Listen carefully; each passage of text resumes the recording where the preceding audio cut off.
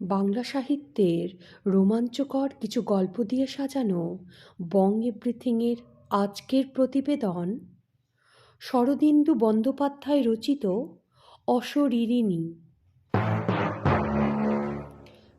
পুরাতন উইধরা ডায়েরিখানি সাবধানে খুলিয়া বরদা বলিল, জানো তো, আমার কাছে একটা অদ্ভুত জিনিস আছে। সেই আবদুল্লাকে চেনো নিশ্চয়ই, যে আমাদের সাহেবদের কুঠি থেকে পুরনো বই শের দরে কিনে এনে বিক্রি করে। তার কাছ থেকে পেয়েছি, দেখবে নাকি? আমি হ্যাঁ সূচক মাথা নাড়াতেই সে আমার সামনে ধরল একটি পুরনো উইধরা ডায়েরি। বলল, জানো তো, ওই যে একগাদা বই এনেছিল আবদুল্লা, তার মধ্যে ঘাঁটতে ঘাঁটতে একটা বাংলা লেখা ডায়েরি পেয়েছি। তা নগদ 2 পয়সা খরচ করে কিনেও নিয়েছি। বড়দা বলল, পড়ি শোনো, বেশি নয়, শেষের কয়েকটা পাতা খালি শোনো। আর যা আছে তা না শুনলেও কোনো ক্ষতি নেই। এ ডায়েরির লেখককে তা ডায়েরি পড়ে জানা যায় না, বুঝলে। তবে তিনি যে কলকাতা হাইকোর্টের একজন অ্যাডভোকেট ছিলেন তাতে কোনো সন্দেহ কিন্তু নেই। এটুকু বলেই ল্যাম্পটা উস্কিয়ে বরদা পড়তে আরম্ভ করল। 7ই ফেব্রুয়ারি। আজ মুঙ্গেরে আসিয়া পৌঁছাইলাম। স্টেশন হইতে পীরপাহাড় প্রায় মাইল 3 দূরে, শহরের বাইরে। মুঙ্গের শহরের যতটুকু দেখলাম কেবল ধুলা আর পুরাতন সেকেলে বাড়ি। যা হোক, আমাকে শহরের মধ্যে থাকতে হবে না, এটাই রক্ষে। স্টেশন থেকে আসতে পথে কেল্লার ভিতর দিয়ে আসলাম। কেল্লাটা মন্দ নয়, পুরাতন মীর কাসিমের আমলের কেল্লা, গড়খাই দিয়ে ঘেরা। প্রাকারের ইট পাথর অনেক স্থানে খসে গেছে। বড় বড় গাছ উচ্চ প্রাচীরের ওপর জন্মে শুষ্ক গড়খাইয়ের দিকে ঝুঁকে পড়েছে। একদিন এই গড়ের প্রাচীরের সতর্ক শান্তি পাহারা দিত। প্রহরে প্রহরে দুর্গদ্বারে নাকারা বাজত। সন্ধ্যার সময় লোহার তোরণদ্বার ঝনৎকার করিয়া বন্ধ হইয়া যাইত। কল্পনা করিতে মন্দ লাগে না। পীরপাহাড়ের বাড়িখানি চমৎকার, এমন বাড়ি যাহার সে চিরদিন এখানে থাকে না। কেনই যে থাকে না, এটাই আশ্চর্য। যা হোক, পাহাড়ের ওপর নির্জন প্রকাণ্ড বাড়িখানিতে একাকী 1 মাস থাকিতে পারিব জানিয়া ভারী আনন্দ হইল। বন্ধু কলকাতায় থাকুক, আমি এই অবসরে বাড়িটা একটু ভোগ করে নিই।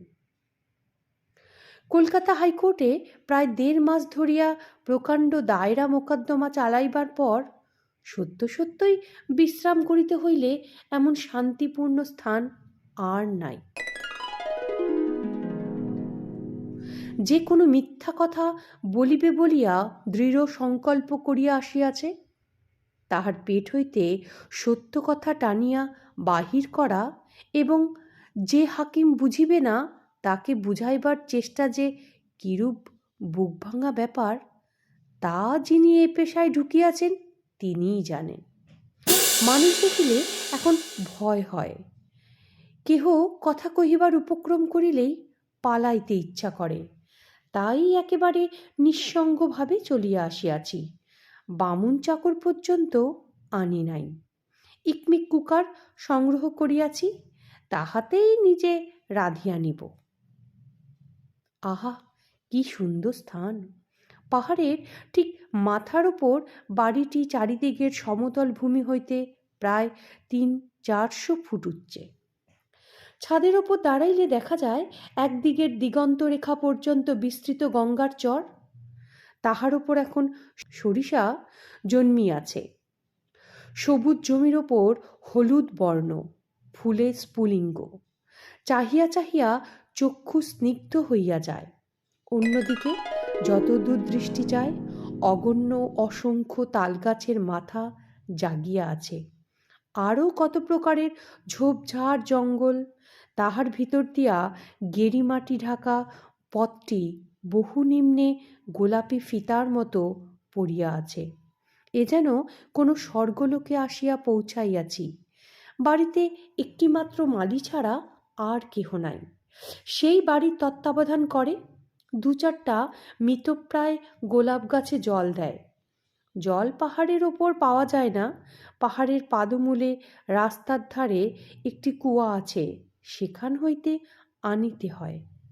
মালিটার সহিত কথা হইয়াছে, আমার জন্য বলিয়াছে ২ ঘড়া জল রোজ আনিয়া দিবে। তাহাতেই আমার স্নান পান দুটোই হয়ে যাবে। মালিকে এসেই বলে দিয়েছি সে যেন পারতপক্ষে আমার সামনে না আসে, আমি একলা থাকতে চাই। ৮ই ফেব্রুয়ারি। কাল রাত্রে এতই ঘুমাইয়াছি যে জীবনে বোধ হয় এমন ঘুমাই নাই। রাত্রি ৯টার সময় শুইতে গিয়াছিলাম। যখন ঘুম ভাঙিল তখন বেলা ৭টা। ভোরের রৌদ্র খোলা জানলা দিয়ে বিছানায় আসিয়া পড়িয়াছে। গোছগাছ করিয়া সংসার পাতিয়া ফেলিয়াছি। সঙ্গে চাল ডাল আলু সব আনিয়াছিলাম। তাহাতে আরও ৩-৪ দিন চলিয়া যাবে। ফুরাইয়া গেলে মালি তো আছেই, বাজার হইতে আনিয়া দিবে।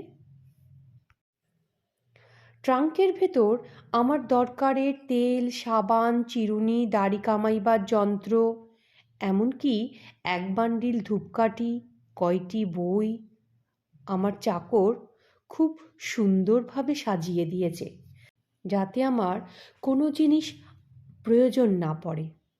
বইগুলো কিন্তু একেবারেই বাজে। পরলোক ভূত দর্শন উন্মাদ ও প্রতিভা এইসব বই আমি কখনো পড়ি না।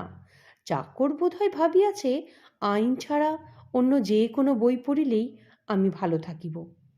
সে একটু আধটু লেখাপড়া জানে কি না? সাধি কি বলে অল্পবিদ্যা ভয়ঙ্করী। এখানেও এসে দেখলাম একটা ছোটোখাটো লাইব্রেরি আছে। একটা ক্ষুদ্র আলমারিতে গোটা কয়েক পুরাতন উপন্যাস, অধিকাংশই সম্মুখের আর পশ্চাতের ভাগ ছেঁড়া। যা হোক, পড়িবার যদি ইচ্ছা হয় বইয়ের অভাব এখানেও হবে না।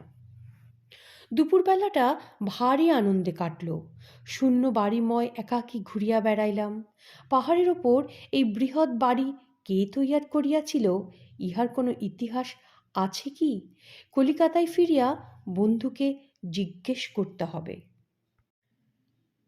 এই সমস্ত ভাবিতে ভাবিতে সন্ধ্যা হইয়া গেল। সন্ধ্যার সময় কূপের কাছে গিয়া দাঁড়াইলাম। নিচে বেশ অন্ধকার হইয়া গিয়াছে। দূরে ২-১টা প্রদীপ মিটমিট করিয়া জ্বলিতে আরম্ভ করিয়াছে, কিন্তু উপরে এখনো বেশ আলো। পশ্চিম দিকটা গৈরিক ধুলায় ভরিয়া গিয়াছে, দেখিতে ভারী চমৎকার। এই বাড়িতে আমার ২ দিন কাটিল। হঠাৎ কাঁধের ওপর একটা স্পর্শ অনুভব করিতে দেখি ১ ঝলক রক্ত সেখানে পড়িয়াছে। কিন্তু তখনই বুঝিতে পারিলাম এই রক্ত নয়, ফুল। শিমুল গাছটায় ২-৪টা ফুল ধরিয়াছিল, ইতিপূর্বে লক্ষ্য করি নাই। ফুলটি হাতে লইয়া আসিলাম। মনে হইল এই স্থানের অধিষ্ঠাত্রী দেবতা ফুল দিয়া আমাকে সম্ভাষণ করিয়াছে। আজ ৯ই ফেব্রুয়ারি। শরীরটা আমার ভালো ঠেকছে না, বোধহয় একটু জ্বর জ্বর। মাথার ওপর কেমন উত্তাপ অনুভব করছি। মোকদ্দমা হইতে যে অতিরিক্ত মানসিক পরিশ্রম করিয়াছি তাহার কুফল এখনো শরীরে লাগিয়া আছে। অকারণে স্নায়ুমণ্ডল উত্তেজিত হইয়া ওঠে। আজ উপবাস করিয়াছি, আশা করি কাল শরীর বেশ ঝরঝরে হইয়া যাইবে। ১০ই ফেব্রুয়ারি। প্রাচীন গ্রীসে সংস্কার ছিল প্রত্যেক গাছ লতা নদী পাহাড়ের একটি করে অধিষ্ঠাত্রী দেবতা আছে।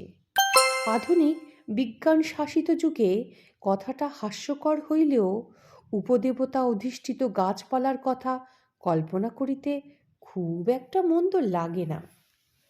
সাঁওতালদের মধ্যেও এরূপ সংস্কার আছে শুনিয়াছি।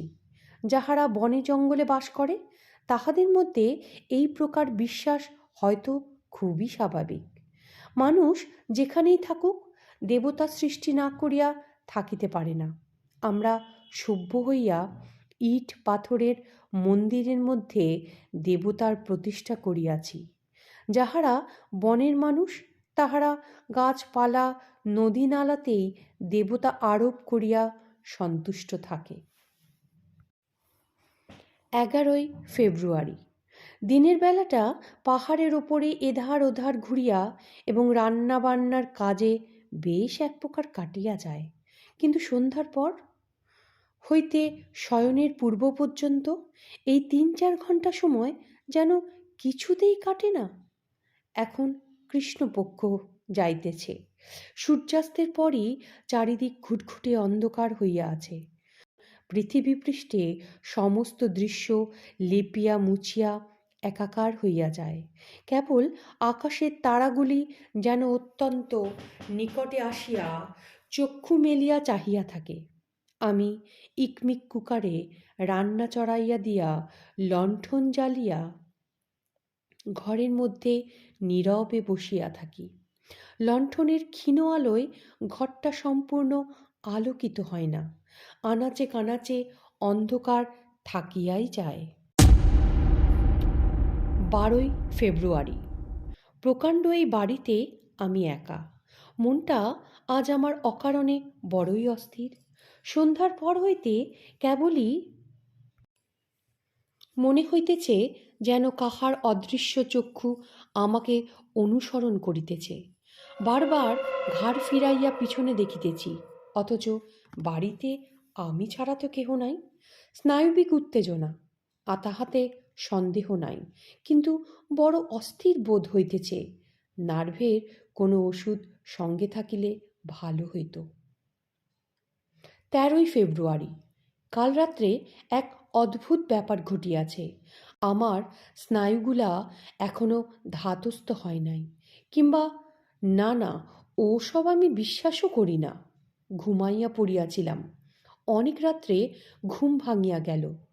কে যেন আমার সর্বাঙ্গে অতি লঘু স্পর্শে হাত বুলাইয়া দিতেছে। কি অপূর্ব রোমাঞ্চকর সে স্পর্শ, তাহা বলিতে পারি না। মুখের ওপর হইতে আঙুল চালাইয়া পায়ের পাতা পর্যন্ত লইয়া যাইতেছে, আবার ফিরিয়া আসিতেছে। ঘরটা তো অন্ধকার। এই শারীরিক সুখ স্পর্শের মোহে কিছুক্ষণ আচ্ছন্ন থাকিয়া ধর্মর করিয়া বিছানায় উঠিয়া বসিলাম। মনে হইল কে যেন নিঃশব্দে শয্যার পাশ হইতে ধরফর করে উঠিয়া গেল। এতক্ষণ ঘুমের আবেশ একবারে ছুটিয়া গেল। ভাবিলাম চোর নয় তো, কিন্তু চোর গায়ে হাত বুলাইয়া দিবে কেন? তাছাড়া ঘরের দরজা জানালা বন্ধ করিয়া শুইয়াছি। দ্বার খুলিয়া বাহিরে আসিলাম। খোলা বারান্দায় আসিয়া দেখিলাম এক আকাশ নক্ষত্র জ্বলজ্বল করিতেছে। ঘরের বন্ধ বায়ু হইতে বাহিরে আসিয়া বেশ আরাম লাগলো। একটা ঠান্ডা হাওয়া বাড়ির চারদিকে যেন নিঃশ্বাস ফেলিয়া বেড়াইতেছে। কিছুক্ষণ এদিক ওদিক পায়চারি করিবার পর একটু শীত শীত করিতে লাগিল। আবার ঘরে ফিরিয়া দরজা বন্ধ করিয়া শুইয়া পড়িলাম। 14ই ফেব্রুয়ারি। কাল আমি কোনো স্বপ্ন দেখি নাই। আধা আশা আধা আকাঙ্ক্ষা লইয়া শুইতে গিয়াছিলাম। হয়তো আজ আবার স্বপ্ন দেখিব, কিন্তু কিছুই দেখি নাই। আজ শরীর বেশ ভালো বোধ হইল। চাল ডাল কেরোসিন সব ফুরিয়ে গিয়েছে। মালিকে দিয়ে বাজার হইতে আনিয়েও নিয়েছি। মালিটি জাতে গোয়ালা, বেশ বুদ্ধিমান। সেই যে তাকে আমার সম্মুখে আসতে বারণ করেছি। তারপর হইতে নিতান্ত প্রয়োজন না হইলে সে আমার সামনে আসে না। কখন যে সে জল দিয়ে যায় আমি জানতেও পারি না। 15ই ফেব্রুয়ারি। আজ আমার মনটা অস্থির।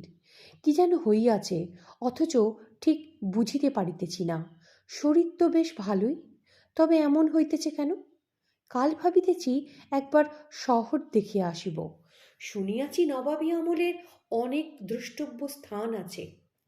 কাছেই কোথাও নাকি সীতাকুণ্ড নামে গরম জলের একটা প্রস্রবণ আছে। বন্ধু বলিয়া দিয়াছিল সেটা দেখা চাই, অতএব আমাকে দেখতেই হবে। 16ই ফেব্রুয়ারি।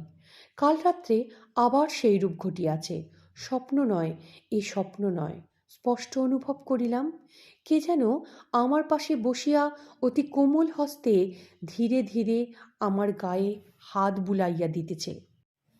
অনেকক্ষণ চোখ বুজিয়া শুইয়াছিলাম। তারপর বালিশের তলার ঘড়িটা টিকটিক করিতেছে শুনিতে পাইলাম। সুতরাং এ ঘুমের ঘোরে স্বপ্ন নয়, এটা বেশ বোঝা যায়। অদৃশ্য হাতটা কতবার আমার আপাদমস্তক বুলাইয়া গেল তাহা বলিতে পারি না। একবার হাতখানা যখন আমার বুকের কাছে আসিয়াছিল, আমি হাত বাড়াইয়া ধরিতে গেলাম। মনে হইল আমার মুঠির মধ্যে হাতটা গলিয়াই মিলাইয়া গেল। হাত বুলানো বন্ধ হইল। অনুভবে বুঝিলাম সে শয্যার পাশে দাঁড়াইয়া আছে, এখনো যায় নাই। আমি চোখ চাহিয়া শুইয়া রহিলাম, সেও দাঁড়াইয়া রহিল। কিন্তু আশ্চর্য, আজ আমার একটুও ভয় করল না কেন? 17ই ফেব্রুয়ারি। আবার শিমুল গাছ রক্তরাঙা ফুলে ফুলে ভরিয়া উঠিয়াছে। গাছে পাতা নাই, কেবলই ফুল। সেদিন যে আমার কাঁধের ওপর এক ঝলক রক্তের মতো ফুল পড়িয়াছিল, সে কি স্বাভাবিক? এত স্থান থাকিতে আমার কাঁধের ওপর পড়ল কেন? তবে কি কোনো অদৃশ্য হস্ত গাছ হইতে ফুল ছিঁড়িয়া আমার গায়ে ফেলিয়াছে? কে সে? বৃক্ষদেবতা, না আমারই মতো মানুষের দেহ বিমুক্ত আত্মা? মনে হইল সে আমার সাথে বন্ধুত্ব করিতে চায়। 18ই ফেব্রুয়ারি। আনমনে দিনটা কাটিয়া গেল। শূন্য বাড়িময় কেবল ঘুরিয়া বেড়াইলাম। পশ্চিমী হাওয়া দিতেছে, খুব ধুলা। গঙ্গার চরের দিকটা বালিতে অন্ধকার। আজ কিছুই ঘটে নাই। মনটা আমার বেশ উদাস। 19শে ফেব্রুয়ারি। দিনটা যেন রাত্রির প্রতীক্ষাতেই কাটিয়া গেল। দিনের বেলা অনুভব করিনি কেন, তা বুঝলাম না। সন্ধ্যার সময় দেখিলাম পশ্চিম আকাশে সরু একটা চাঁদ দেখা দিয়েছে, যেন অসীম শূন্যে অপার্থিব একটু হাসি। ইকমিক কুকারে রান্না চড়াইয়া অন্যমনে বসিয়াছিলাম। আলোটা সম্মুখে ভাঙা টেবিলে বসানো ছিল। অদূরে কতগুলো ধূপ জ্বালিয়া দিয়াছিলাম, তারই সুগন্ধ ধূমে ঘরটি পূর্ণ হইয়া উঠিয়াছিল। 20শে ফেব্রুয়ারি। সে আছে, তাহাতে তিলমাত্র সন্দেহ নাই। ইহা আমার উষ্ণ মস্তিষ্কের কল্পনা নয়। দিনের বেলা সে কোথায় থাকে জানি না, কিন্তু সন্ধ্যা হইলেই আমার পাশে আসিয়া বসে, আমার মুখের দিকে চোখ মেলিয়া চাহিয়া থাকে। আমি তাহাকে দেখিতে পাই না বটে, কিন্তু যাহা দেখিতে পাওয়া যায় তাহাই কি সত্যি? বাতাস দেখিতে পাই না, তবে কি তা মিথ্যা? আমার মন জানিয়াছে সে আছে। 21শে ফেব্রুয়ারি। কে সে? তাহার স্পর্শ আমি অনুভব করিয়াছি, কিন্তু তাহাকে স্পর্শ করিতে পারি না। কেন তাও জানি না। ছুঁইতে গেলেই যেন মিলাইয়া যায়। সে দেখা দিতে চেষ্টা করে জানি, কিন্তু দেখা দিতে পারে না। রক্তমাংসের চক্ষু দিয়ে কি তাদের দেখা যায় না? আমি এখন শয়নের পূর্বে ডায়েরি লিখিতেছি, আর সে ঠিক আমার পেছনে দাঁড়াইয়া আমার লেখা পড়িতেছে। আমি জানি আমার শরীর রোমাঞ্চিত হইয়া উঠিতেছে, কিন্তু মুখ ফিরাইলেই তাকে আর দেখতে পাব না। 22শে ফেব্রুয়ারি। কাল রাত্রে সে আসে নাই। সমস্ত রাত্রি তার প্রতীক্ষা করিলাম, কিন্তু তবু সে আসিল না। কেন আসিল না? তবে কি আর কখনো আসবে না? নিজেকে অত্যন্ত নিঃসঙ্গ মনে হইতেছে। আমার প্রতি রজনীর সহচর সহসা আমাকে ফেলিয়া চলিয়া গেল। আজ 23শে ফেব্রুয়ারি। আমি ঘুমের থেকে উঠেই চিৎকার করে উঠলাম। জানিয়াছি জানিয়াছি, সে একজন নারী। এ কি অভাবনীয় ব্যাপার, যেন ধারণা করিতে পারিতেছি না। আজ সকালে স্নান করিয়া চুল আঁচড়াইতে গিয়া দেখি একগাছি দীর্ঘ কালো চুল আমার চিরুনিতে জড়াইয়া আছে। এ চুল আমার চিরুনিতে কোথা হইতে আসিল? বুঝিয়াছি বুঝিয়াছি, এ তাহারই চুল, সে নারী, নারী। কখন তুমি আমার চিরুনিতে কেশ প্রসাধন করিয়াছ, এই অভিজ্ঞানখানি রাখিয়া গিয়াছ? কি সুন্দর তোমার চুল! তুমি আমায় ভালোবাসো, তাই বুঝি আমার চিরুনিতে কেশ প্রসাধন করিয়াছিলে? আমার এই ৩৬ বৎসর বয়স পর্যন্ত কখনো নারীর মুখের দিকে চোখ তুলিয়া দেখি নাই। আজ তোমাকে না দেখিয়াই তোমার প্রেমে আমি পাগল। ওগো অশরীরিণী, একবার রূপ ধরিয়া আমার সম্মুখে দাঁড়াও। ২৪শে ফেব্রুয়ারি। তাহার প্রেমের মোহে আমি ডুবিয়া আছি। আহার নিদ্রার আমার প্রয়োজন কি? আমার মনে হইতেছে এই অপরূপ ভালোবাসা আমাকে জর্জরিত করিয়া ফেলিতেছে। আমার অস্থি মাংস মেদ মজ্জা সমস্ত আমাকে পরিপাক করিয়া ফেলিতেছে। এমন না হইলে ভালোবাসা? ২৫শে ফেব্রুয়ারি। আজ সকালে হঠাৎ মালিটার সঙ্গে দেখা হইয়া গেল। তাহাকে গালাগালি দিয়া তাড়াইয়া দিলাম। মানুষের মুখ আমি সত্যিই দেখতে চাই না। সমস্ত দিন কিছু আহার করি নাই। ভালো লাগে না, আহারে যেন আমার রুচি নাই। তাছাড়া রান্নার অনেক হাঙ্গামা। গরম পড়িয়া গিয়াছে, মাথার ভেতরটা ঝা ঝা করিতেছে। কাল সারা রাত্রি জাগিয়াছিলাম, কিন্তু তাহাকে দেখিতে পাইলাম না। সে কাল আমার পাশে আসিয়া শুইয়াছিল, স্পর্শ অনুভব করিয়াছি। তাহার অস্পষ্ট মধুর দেহ সৌরভ আঘ্রাণ করিয়াছি, কিন্তু তাহাকে ধরিতে গিয়া দেখিলাম শূন্য, কিছুই নাই। জানি সে আমার চোখে দেখা দিবার জন্য ব্যাকুল হইয়াছে। তাহার এই ব্যর্থ ব্যাকুলতা আমি মর্মে মর্মে উপলব্ধি করিতেছি। মধ্যরাত্র হইতে প্রভাত পর্যন্ত খোলা আকাশের তলায় পায়চারি করিয়াছি। সেও আমার পাশে পাশে বেড়াইয়াছে। তাহাকে বার জিজ্ঞাসা করিয়াছি, কি করিলে তাহার দেখা পাইব? সে কোনো উত্তর দেয় নাই। সকাল হইতেই চলিয়া গেল। মনে হইল এই রক্তরাঙা শিমুল গাছটার দিকে অদৃশ্য হইয়া গেল।